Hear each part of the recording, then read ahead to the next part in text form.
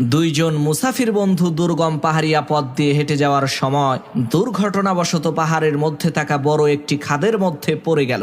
সেই খাদ থেকে বের হওয়ার কোনো রাস্তা নাই। সে কি বিশাল বড় খাদ, এর কোনো কুল কিনারা তারা দুই বন্ধু মিলে পাচ্ছে না। এদিকে দিন শেষ হয়ে সন্ধ্যা নেমে আসলো, চারদিকে ঘুটঘুটে অন্ধকার হতে শুরু করলো, আর তারা দুজনেই প্রচন্ড শীত অনুভব করতে লাগলো। তখন দুই বন্ধু মিলে পরামর্শ করলেন, একজন খাদের এই দিকে যাবে আর একজন ওই দিকে যাবে। তারা দুইজনে যত লাকড়ি পাবে সব লাকড়িগুলো এনে আগুন ধরাবে, যাতে করে শীতের কবল থেকে তারা রক্ষা পায়। সিদ্ধান্ত অনুযায়ী দুইজনে লাকড়ি খোঁজা আরম্ভ করল। একজন অনেকগুলো লাকড়ি সংগ্রহ করে আগের জায়গায় ফিরে এসে আগুন ধরিয়ে বিশ্রাম নিতে থাকলো। এইভাবে চলে গেল অনেক সময়, কিন্তু এত সময় চলে যাওয়ার পরেও তার অন্য আরেক বন্ধুটা এখনো লাকড়ি নিয়ে ফিরে আসলো না। তখন সেই লোকটি ভাবতে লাগলো, হায় হায়, আমার বন্ধুকে কোনো হিংস্র প্রাণী খেয়ে ফেললো নাকি?